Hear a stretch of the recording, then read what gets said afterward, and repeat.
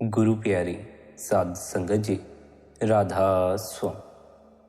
प्यारी साध संगत जी, आज के इस सत्संग में कबीर साहिब की वाणी ली गई है। कबीर साहिब ने आज के इस सत्संग में हमें सिमरन का महत्व बताया हुआ है। सिमरन से जुड़ी अनेकों बातों के बारे में आज के इस सत्संग में हमें विस्तार पूर्वक समझने को मिलेगा। सत्संग बड़ा ही रूहानियत भरा रहने वाला है। अपने गुरु महाराज का ध्यान करके सत्संग को ध्यान पूर्वक अंत तक श्रवण करें, सत्संग का आनंद लें। सत्संग के वचन है, सुमरन की सुध यूं करो जैसे कामी काम, एक पल बिसरे नहीं निस दिन आठ हो जाओ। जिस तरह स्त्री से किसी पुरुष को मोहब्बत हो जाए तो आठों पहर उठते बैठते सोते जागते उसकी शक्ल उसकी आंखों के सामने ही रहती है। हर पल उसका चेहरा उसे नजर आता रहता। आंखें बंद हो जाएं तब भी आंखें बंद करके अपने पड़ोसी का चेहरा उसकी आंखों के सामने ही रहता। इसी तरह यदि परमात्मा का सुमिरन हो तो कितना अच्छा हो जाए। यदि उठते बैठते जागते सोते खाते पीते हमारे भीतर उस परमात्मा की याद बनी रहे तो हमारा जीवन भी खिले हुए फूल की भांति हो जाए। परमात्मा की याद तो हमारे भीतर नहीं है, लेकिन संसारिक चीजों की याद हमारे भीतर पक्की हो गई है। संसारिक लोगों की याद हमारे भीतर पक्की हो गई। संसारिक शक्लों का हम सिमरन करते रहते हैं, लेकिन परमात्मा का सिमरन नहीं करते, अपने सद्गुरु का सिमरन नहीं करते। आप कहते हैं एक मिनट भी मालिक के सिमरन के बिना नहीं रहना चाहिए। पूर्ण महात्मा सिमरन से एक पल के लिए भी जुदा नहीं होते। काम हाथ पैरों से करना है, मन हर समय खाली है। इसलिए हमें चाहिए कि हम अपने हाथ पैर से काम करते रहें, लेकिन मन द्वारा मालिक का सिमरन करते रहें। हम जो काम कर रहे होते हैं उस काम के प्रति हम जागे हुए नहीं होते, बल्कि हमारे भीतर अन्य तरह के ही विचार चल रहे होते। काम करते करते हमारे भीतर बच्चों के भी ख्याल चलते हैं, बाजार के भी ख्याल चलते हैं, प्रेमी के भी ख्याल चलते हैं और काम क्रोध के भी ख्याल चलते रहते। हमें चाहिए हमारा यह जो मन अन्य ख्यालों में लगा हुआ है, हम इसे मालिक के ख्याल में लगाएं, सद्गुरु के ख्याल में लगाएं। इस मन को अन्य तरह की चीजें सोचने, इस मन को अन्य तरह के विचारों में लगाने की बजाय मालिक के सिमरन में लगाएं। हम मन को मालिक के सिमरन में नहीं लगाते, बल्कि मन को इधर उधर भटकाते रहते। काम काज करते समय हमारा मन कहीं और ही भटक रहा होता। इस मन को कहीं और भटकाने की बजाय इसे सिमरन में लगा दो, गुरु की याद, उस मालिक की याद में लगा दो। उससे कुछ जीवन में लाभ भी हो जाएगा। मन को अन्य तरह के ख्यालों में भटकाकर जीवन में कोई लाभ नहीं होने वाला, नुकसान होने की संभावना ज्यादा है। जिनका मन अधिक बाहर भटकता है वे जीवन में गलत तरह के कर्म कर बैठते हैं। वे संसार की चपेट, वे मोह माया की चपेट में आ जाते। हमें चाहिए कि हम अपने मन को वश में रखें, ये हमारे काबू में रहे, ये हमारे काबू से बाहर ना चला जाए और हमें किसी तरह का कोई गलत नतीजा ना भोगना पड़े। लेकिन समस्या यह है कि जो सिमरन करते हैं वे सवाल करते हैं कि हम अपने घर का कामकाज करते समय सिमरन कैसे करें। सिमरन करने के लिए तो पहले हमें अपना कामकाज छोड़ना पड़ेगा, अपने बाल बच्चों को छोड़ना पड़ेगा, अपना घर बार छोड़ना पड़ेगा, फिर कहीं बैठकर हम सिमरन कर पाएंगे। बैठकर सिमरन करने की क्या आवश्यकता? जब अन्य काम करते समय हम भीतर मन में अन्य तरह के ख्याल दौड़ा रहे होते हैं, हमें चाहिए तब हम मन को मालिक की याद में लगा दें, गुरु द्वारा दिए सिमरन में लगा। आप कहते हैं सिमरन के लिए दुनिया के काम का छोड़ने की कोई आवश्यकता नहीं। जिस तरह स्त्रियां पानी भरने जाती हैं, सिर पर घड़ा होता है, ऊंची नीची जमीन होती है, लेकिन फिर भी आपस में बातें करती हैं, हंसती और मजाक करती हैं, मगर ध्यान घड़े में रहता है। घड़ा नीचे नहीं गिरता, घड़ा टूटता नहीं। इसी तरह दुनिया के सारे काम भी करो, मगर सिमरन न छोड़ो, मन को सिमरन में लगा। ध्यान यही रखो कि आपका मन सिमरन में लगा हो, न कि अन्य तरह के विचारों में लगा। जिस तरह बछड़े वाली गाय को चरवाहा चराने के लिए ले जाता है, गाय घास भी चरती है, मगर उसका ख्याल बछड़े में रहता है। एक पल भी उसको बछड़े की याद नहीं भूलती। इसी तरह हमें भी दुनिया का काम करना है, मगर ख्याल परमात्मा में रखना है। फिर हमारा कोई घाटा नहीं होगा। हमें उस मालिक को नहीं भूलना। हमें हर पल उस मालिक से अपने ख्याल को जोड़े रखना। जब हम उस मालिक को भूल जाते हैं, जब हमारे भीतर अन्य विचार घर कर जाते हैं, सद्गुरु का ख्याल निकल जाता है, परमात्मा का ख्याल निकल जाता है, तब हमें अपनी जिंदगी में अनेकों तरह की मुसीबतों का सामना करना पड़ता है। आप कहते हैं हमें परमात्मा के नाम का सिमरन ऐसे प्रेम प्यार के साथ करना चाहिए जैसे मछली पानी का सिमरन करती है। अगर पानी से मछली को अलग किया जाए 1 मिनट के लिए भी तो वह मर जाती। इसी तरह हमें ऐसा सिमरन करना चाहिए कि अगर मालिक के नाम से अलग हो जाए तो हम मर जाएं। पर हमारी हालत उल्टी है। हमें यदि कोई संसारिक ख्यालों से परे करे तो हम मरने को हो जाते हैं। मालिक से हमारा ख्याल जुड़ा हो या ना हो, हमें किसी तरह का कोई फर्क नहीं पड़ता। हम संसारिक ख्यालों में उलझे रहना चाहते हैं। हम संसारिक ख्यालों को छोड़ना नहीं चाहते। संसारिक ख्यालों को छोड़ते ही हमारे प्राण निकलते हैं। ना हम काम के विचारों को छोड़ पाते हैं, ना क्रोध के विचारों को छोड़ पाते हैं, ना ही अन्य किसी तरह के विचारों को छोड़ पाते। सारा दिन कुछ ना कुछ सोचते रहते हैं, कोई ना कोई कहानी भीतर गढ़ते रहते हैं।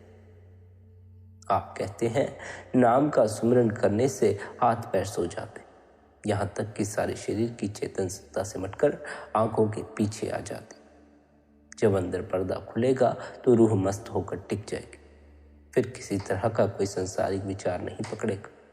फिर किसी तरह के संसारिक पदार्थों का मोह नहीं पकड़ेगा। फिर उस मालिक से लिप्त सदा के लिए जुड़ जाएगी। फिर उस मालिक से ख्याल सदा के लिए जुड़ जाए। सिमरन प्रेम प्यार का विषय है। यदि हम प्रेम भाव से सिमरन नहीं कर रहे हैं, हम प्रेम भाव से मालिक को याद नहीं कर रहे हैं, तब फिर उस सिमरन से हमें कोई लाभ नहीं पहुंच पाएगा। यदि हम सिमरन कर रहे हैं भीतर कोई मांग रखकर, किसी को बच्चा चाहिए, किसी को धन चाहिए, किसी को मकान चाहिए, तो अवश्य ही उसे सिमरन द्वारा वह प्राप्त हो जाता है। लेकिन सिमरन का मकसद धन हासिल करना नहीं, बच्चे हासिल करना नहीं, बड़ा मकान हासिल करना नहीं। सिमरन का मकसद उस मालिक को हासिल करना है, उस परमात्मा को हासिल करना। हम में से अधिकतर जीव उस मालिक को हासिल नहीं करना चाहते। हम में से अधिकतर जीवों की दृष्टि बड़ी ही छोटी छोटी चीजों में उलझी पड़ी है। किसी की धन में, किसी की पद में, किसी के मकान। ये सब वे चीजें हैं जो आपके साथ सदा के लिए नहीं रहने। ये सब वे चीजें हैं जिनको इकट्ठा करने में आप अपनी आधी जिंदगी बर्बाद कर देते हैं, अपना आराम बर्बाद कर देते हैं, अपना चैन बर्बाद कर देते हैं। उस मालिक को हासिल करने में ना तो अपना आराम खराब होता है, ना अपना चैन खराब होता है। उस मालिक को हासिल करने में चैन और भी बढ़ जाता है, आराम और भी बढ़ जाता है, जीवन और भी सुंदर हो जाता है और जीवन की महक दूर दूर तक फैलने लगती है। आप कहते हैं सारा दिन हम कुछ ना कुछ सोचते रहते हैं, लेकिन सोचने में जुबान का तो प्रयोग नहीं करते। जैसे हम हमेशा मन के द्वारा ही सोचते हैं, वैसे ही मन के द्वारा सिमरन करना। जुबान की जरूरत तो तब होती है जब हमें बोलना होता, लेकिन जब हम दुनिया की कोई बात सोचते हैं तब तो जीभ नहीं हिलती। इसी तरह आपको मन के द्वारा सिमरन करना। सिमरन का कंठ चक्कर से कोई संबंध नहीं, इसलिए सिमरन को केवल जुबान तक ही सीमित न रखें, मन तक सिमरन को पहुंचे। जुबान से तो इसलिए शुरुआत करते हैं ताकि मन पर भी उसकी छाप पड़नी शुरू हो जाए, मन के तल पर भी वह दोहरना शुरू हो जाए। पर यदि मन के तल पर वह ना दोहरे तब फिर जुबान दोबारा सिमरन करने से कोई लाभ नहीं होने। केवल जुबान को सिमरन में लगाकर कोई लाभ नहीं होना, मन को सिमरन में लगाकर कोई लाभ होगा। और संत महात्माओं ने सदा यही उपदेश दिया है कि हमें अपने मन को सिमरन में लगाना चाहिए। सिमरन करते समय अपने ध्यान को आंखों के केंद्र पर रखने की कोशिश करें। सिमरन जुबान को नहीं, हमारे ख्याल को करना। लफ्जों के बारे में सोचने की जरूरत नहीं, बस इतना ध्यान रखिए कि आप आंखों के पीछे रहें और आपका ख्याल, आपके सोचने की शक्ति सिमरन में लगी।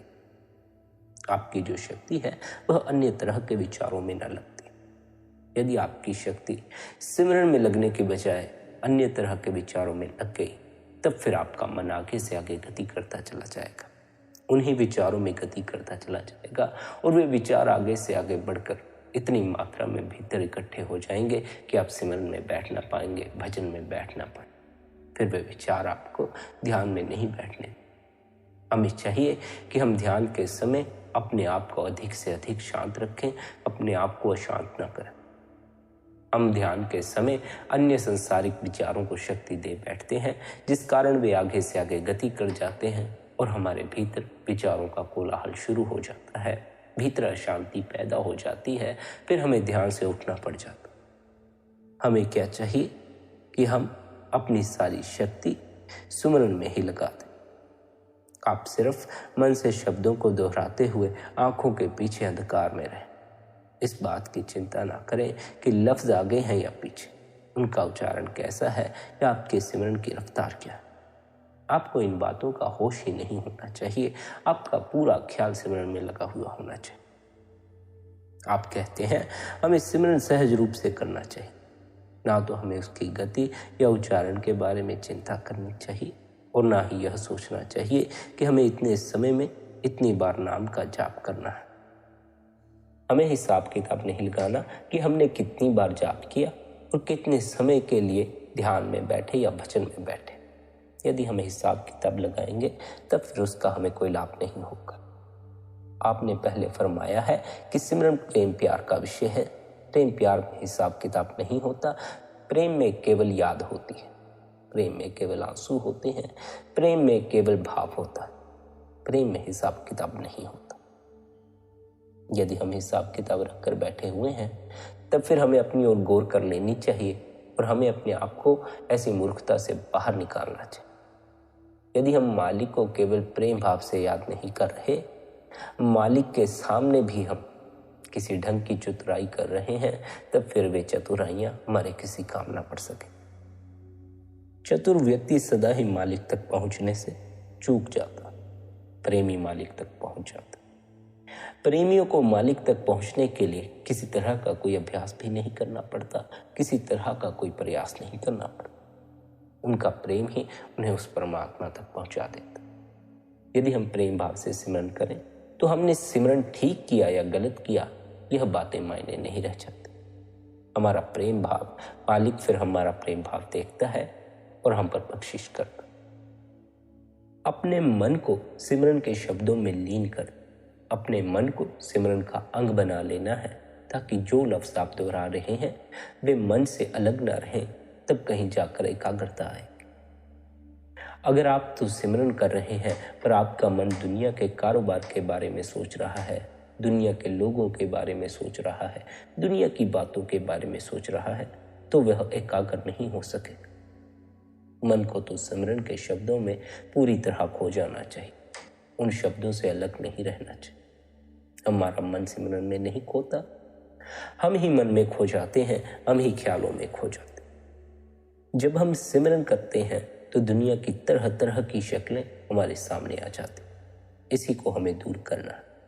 हम हमेशा उनके बारे में सोचते रहते हैं, उनके मोह और प्यार के बारे में सोचते रहते हैं, जिस कारण वे शक्लें बार बार हमारे सामने आकर खड़ी हो जाती। सिमरन का उद्देश्य इन सब ख्यालों को दूर करना है। सिमरन का मकसद इन सब ख्यालों को लाना नहीं है, इनसे परे हो जाना। अगर हम सिमरन नहीं भी करते तो भी ये शक्लें हमेशा हमारे साथ रहती, क्योंकि हमारा मोह इन शक्लों को हमारे सामने ला देता। हमें गुरु द्वारा दिए हुए नाम के जाप द्वारा अपने मन को इन सब से छुटकारा पाना है और मोह से छुटकारा पाना। लेकिन अगर हम सिमरन करते हुए उन शक्लों का ध्यान करते रहेंगे तो उन बंधनों को दूर करना तो अलग रहा, हम उनको और मजबूत कर लेंगे। आपके कहने का अर्थ है कि यदि हम सिमरन के समय भी संसारिक शक्लों में उलझे रहे, संसारिक ख्यालों में उलझे रहे, तब वे दूर न हो सकेंगे बल्कि और भी पक्के हो जाएंगे। हमें भीतर के शून्य की खबर ना लग सकेगी, भीतर के संगीत की खबर ना लग सकेगी। साधक के लिए शुरुआती दिनों में थोड़ी कठिनाई रहती है, क्योंकि शुरुआती दिनों में जब वह सिमरन के लिए बैठते हैं तब संसारिक शक्लें उनके सामने आकर खड़ी हो जाती। शुरुआती दिनों में जब हम ध्यान में बैठते हैं तब हमारा मन बड़ा ही हमें तब हमारा मन हम पर ज़्यादा हावी हो जाता है। तब हमारा मन हमारे सामने इतने विचार खड़े कर देता है कि हमें ध्यान से उठाकर ही रहता, हमें ध्यान में बैठने नहीं देता, किसी न किसी संसारिक ख्याल में फंसा ही देता। या काम के विचार में फंसा देगा, या लोभ के विचार में फंसा देगा, या अन्य किसी और बात में फंसा देगा, लेकिन किसी न किसी बात में फंसाकर हमें ध्यान से उठा देता है, हमें सिमरन से उठा देता है। सिमरन के समय हमें इन सब शक्लों पर ध्यान नहीं देना, बल्कि हमें इसी बात पर ध्यान देना है कि हमारा मन सिमरन में है, हम मन में ना फंस जाएं। हमने अपने मन को सिमरन में खो देना, हम ही मन में ना खो जाएं। हमें इस बात का पूरा ध्यान रखना चाहिए। हम खुद ही मन में खो जाते हैं, फिर मन भला सिमरन में कैसे खो पाएगा। साथ ही हमें यह भी ख्याल रखना चाहिए कि जब हम भजन सिमरन में बैठते हैं तो हमें अन्य किसी तरह का कोलाहल अपने आसपास नहीं करना चाहिए। हमें अपने मन को किसी अन्य तरह के उलझाव में नहीं डालना चाहिए। हमें भजन सिमरन एकांत में करना चाहिए।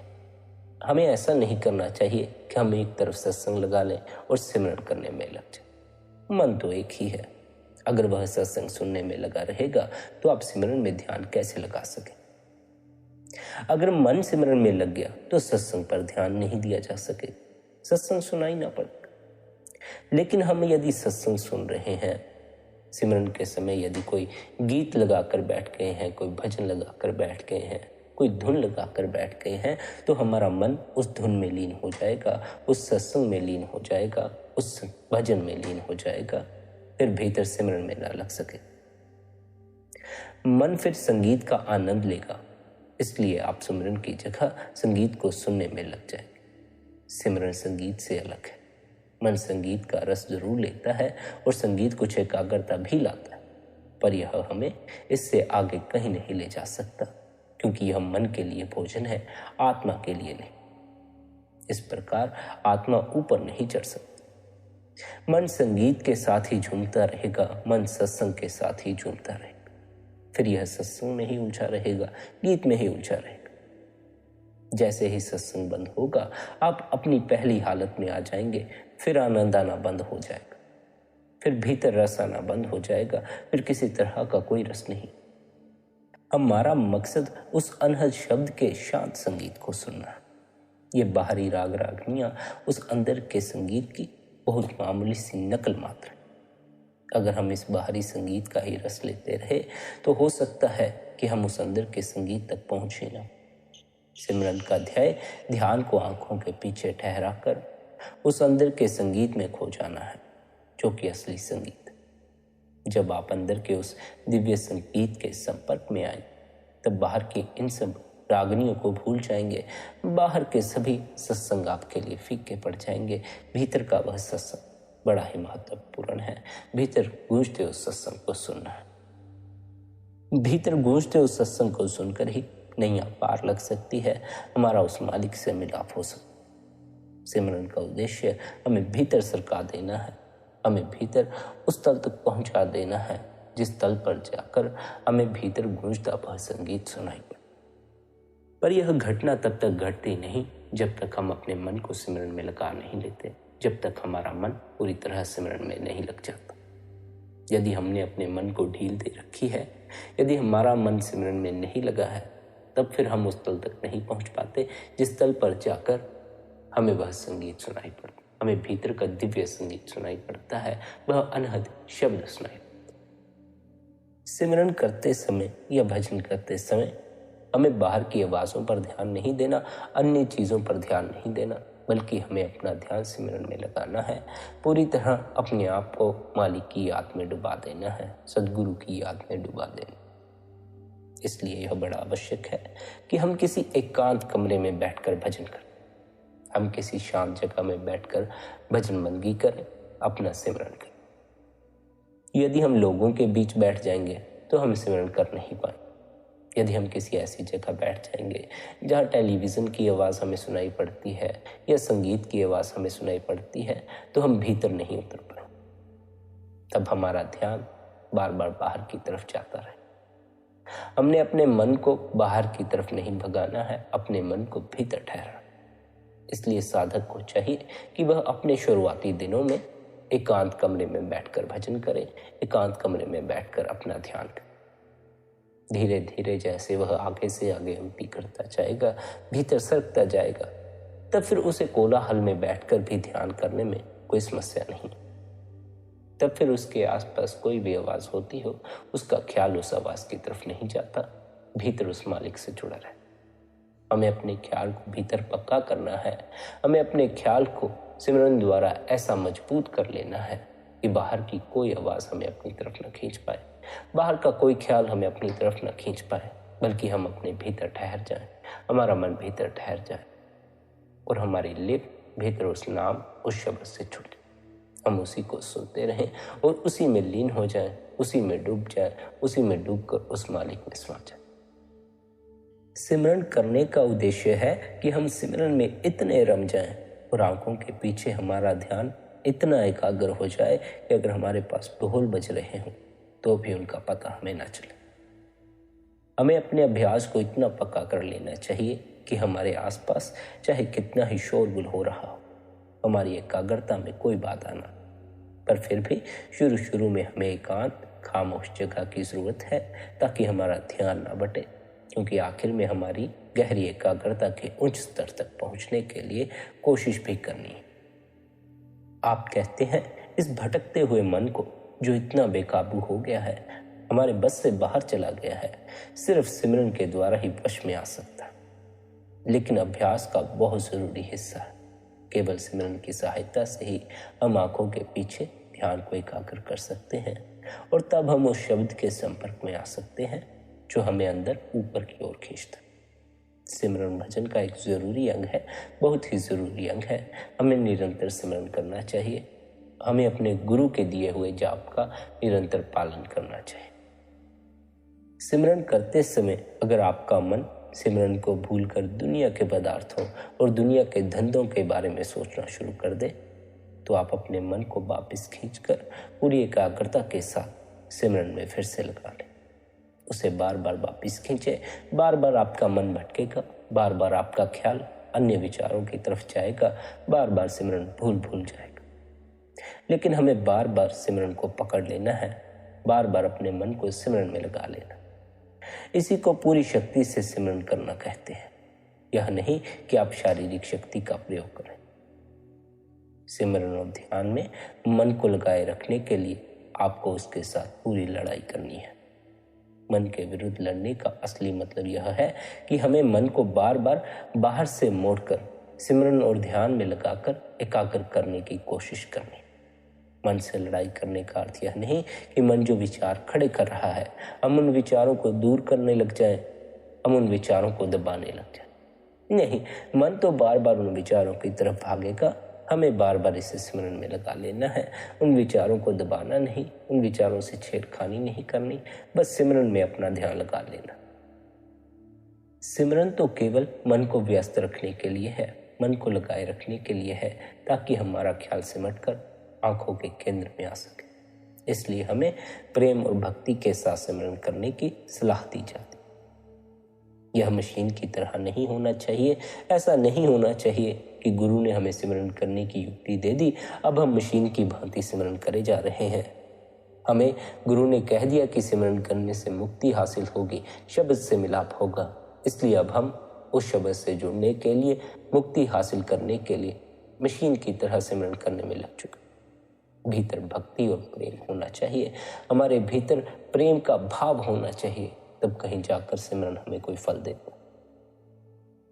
प्यार और भक्ति से किया हुआ सिमरन आपको आंखों के पीछे सिमटने और एकाग्र होने में मदद देगा। आप यह नहीं सोच सकते कि मैं दिन रात तोते की तरह रटता जा रहा हूं, इसलिए मेरा ख्याल अंदर सिमट जाए, क्योंकि इस तरह सिमरन करना तो एक मशीन के चलने की तरह है। पर उससे आपको मदद नहीं मिलेगी, क्योंकि आपको तो अपने ख्याल को आंखों के पीछे लाना। इसलिए जरूरी बात तो एकाग्रता है। अपनी चेतना को आंखों के पीछे, चाहे आप भक्ति के द्वारा लाएं या सिमरन के द्वारा, बात एक ही है। कुछ लोग केवल ध्यान के द्वारा ही ख्याल को समेट लेते हैं। उनका अपने गुरु के प्रति इतना गहरा प्यार होता है कि वे ध्यान के द्वारा अपनी चेतना को आंखों के केंद्र में ले आते। लेकिन वे उस आंतरिक प्रकाश को सह नहीं पाते, क्योंकि उनको धीरे धीरे सिमटने की आदत नहीं। सिमरन एक ऐसी क्रिया है जिसके द्वारा आप आहिस्ता आहिस्ता ऊपर की ओर सिमटते हैं। यह व्यवहारिक, लगातार और स्थायी है।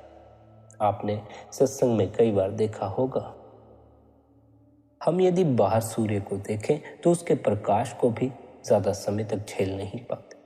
हमारे भीतर तो 16 सूर्य का प्रकाश है। हम भीतर के प्रकाश को एक ही झलक में देखने में समर्थ नहीं।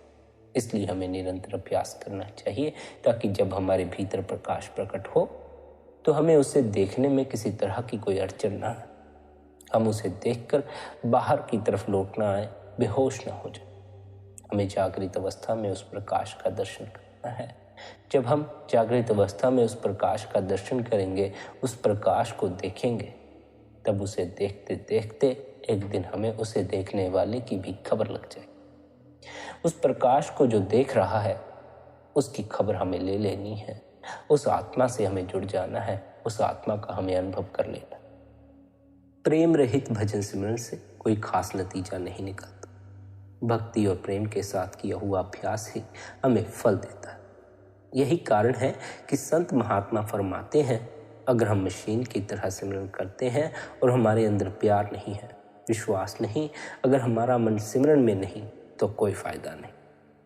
हमें सिमरन ही नहीं बल्कि अपना पूरा अभ्यास ही प्रेम और भक्ति के साथ करना है। जब आप सिमरन कर रहे हो तो सोचिए कि आप आंखों के केंद्र पर हैं और आप नाम इस तरह दोहराएं मानो आप एक एक करके कीमती जवाहरात किसी तिजोरी में रख रहे हैं। अपना सारा ध्यान आंखों के बीच में टिकाकर सिमरन करना ही आपका कीमती खजाना है। जब तक मन आंखों के केंद्र से नीचे इंद्रियों में फैला हुआ है, आप कभी भी खुश नहीं रह सकते, केवल निराशा और दुख ही रहेंगे। पर जब आप अपनी चेतना को तीसरे तिल पर समेट लेते हैं और मन को स्थिर कर लेते हैं, तब आप आनंद, संतोष और सच्चे सुख का अनुभव करते हैं। और सिमरन ही एकमात्र तरीका है जिसके द्वारा आप अपनी चेतना को वापिस आंखों के पीछे ला सकते हैं। सिमरन करते करते वह अवस्था भी आएगी जब सिमरन अपने आप चलता रहेगा। जब आप बातचीत कर रहे होंगे तब भी आपको महसूस होगा कि आपके भीतर सिमरन जारी है। हमें ऐसे सिमरन की आदत डालनी है, क्योंकि तभी हम आंखों के केंद्र में एकाग्र हो सकेंगे। सारा दिन हमारा ख्याल आंखों के पीछे टिक सकेगा। यही हमें दुनिया से, हमारे चारों ओर जो कुछ हो रहा है उससे बेखबर होने में मदद दे। तब हम उसी तरह दुनिया में रहेंगे जैसे एक कलाकार स्टेज पर रहता है। इस अवस्था में हमें महसूस होगा इस दुनिया में कुछ भी असलियत नहीं।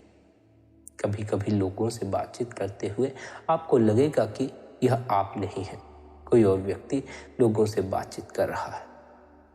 सिमरन हमें अपने आप से, अपने आप को अलग करने में सहायता देता। तब आप संसार को एक रंगमंच की तरह देखोगे, मानो कोई और ही नाटक का पाठ कर रहा है, बातचीत कर रहा है, पति या बच्चे का कर्तव्य निभा रहा है, और आप अपने आप से कोई अलग हस्ती है। यह सिमरन का ही प्रभाव है और इसकी प्राप्ति ही हमारा अंतिम लक्ष्य है। हम अपनी असली हस्ती को इस दुनिया से अलग करना चाहते हैं। कभी कभी आपको ऐसा महसूस होगा कि कोई और ही भजन में बैठा हुआ है और आप उसे अभ्यास करते हुए देख रहे हैं। आप भजन करने वाले से अलग हैं। यह अवस्था अवश्य आती है, लेकिन इसके लिए आवश्यक यही है कि हम निरंतर गुरु द्वारा दिए अभ्यास की पालना करें, निरंतर अपने मन को सिमरन में लगाएं। हमारा मन सिमरन में हो, हमारा मन ख्यालों में न भटकता हो, हमारा मन मालिक से जुड़ा हो। आप कहते हैं सिमरन का उद्देश्य चेतना को समेटकर तीसरे तिल में लाना है और ध्यान का उद्देश्य चेतना को तीसरे तिल में ठहराना है, क्योंकि शून्य में ख्याल को टिकाए रखना बहुत मुश्किल है।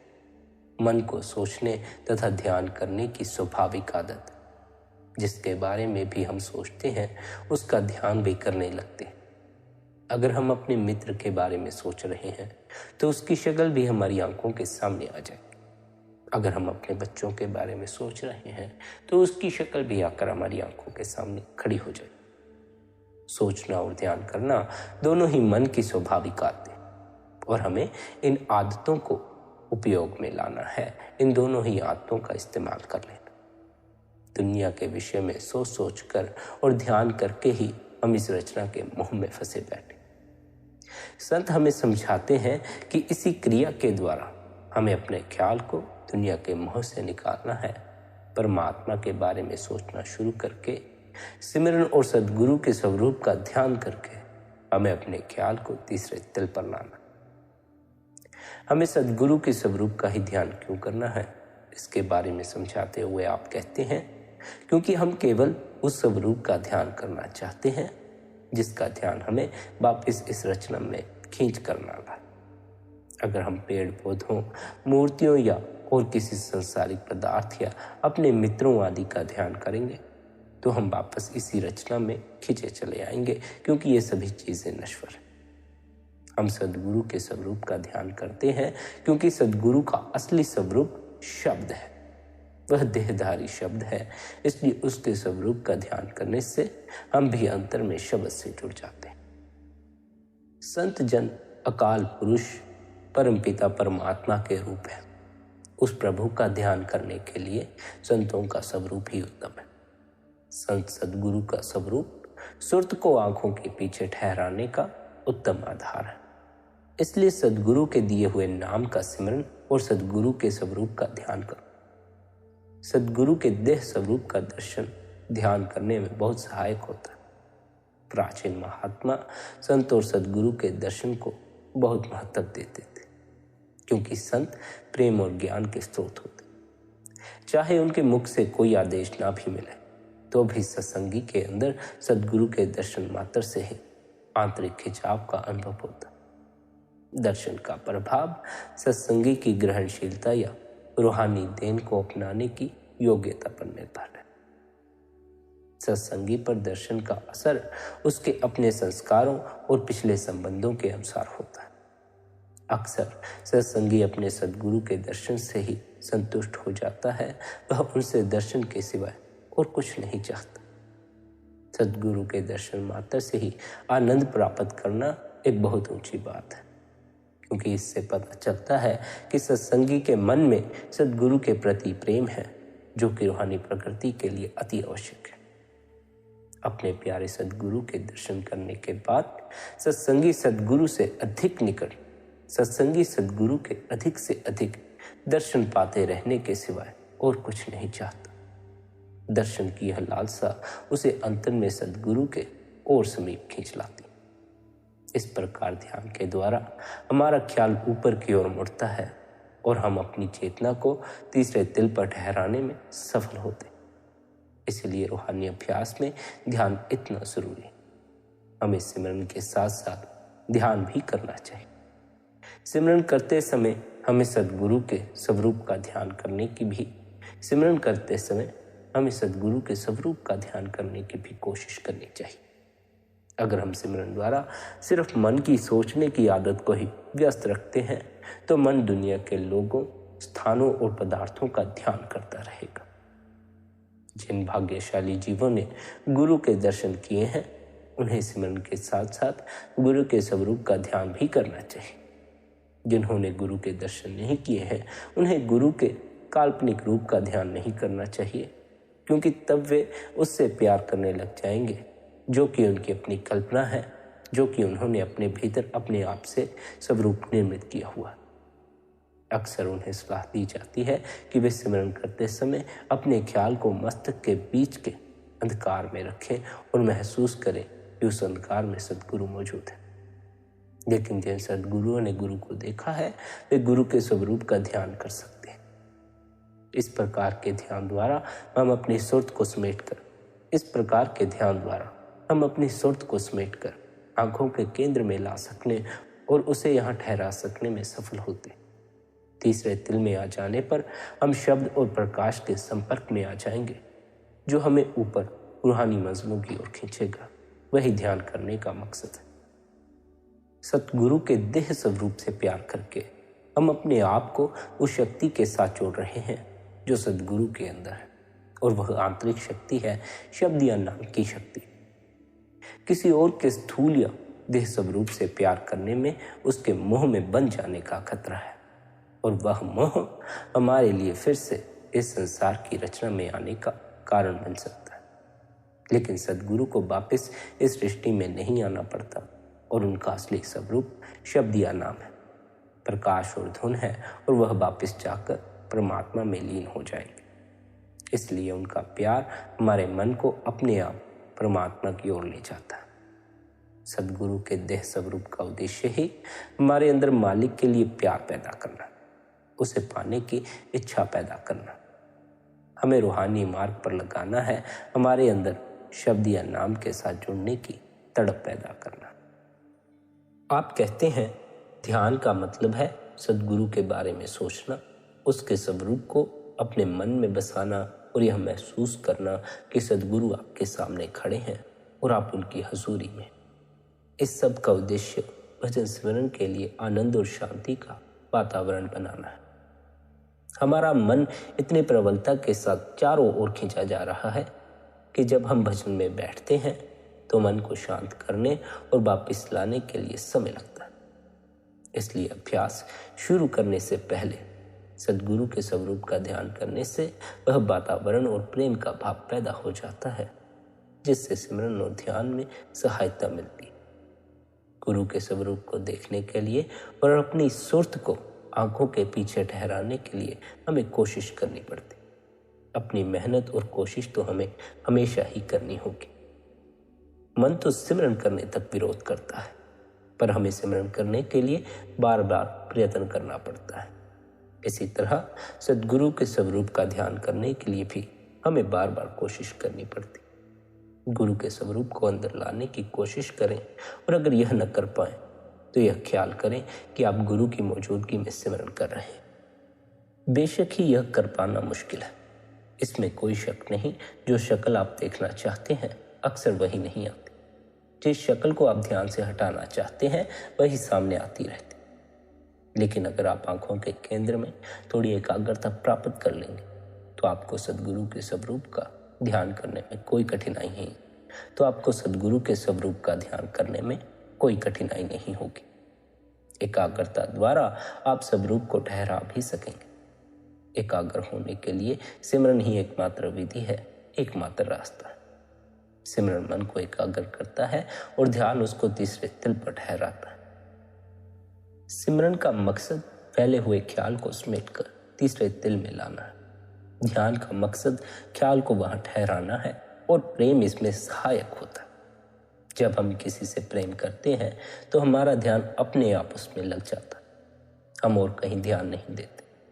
हमारा मन स्थिर होकर अपने प्रिय व्यक्ति के चेहरे के ध्यान में लगा रहता है। हम उसके आसपास की चीजों की ओर से बेखबर रहते। यही ध्यान है और केवल प्रेम ही इसे पैदा कर सकता है। तब ध्यान बाहर फैलता नहीं।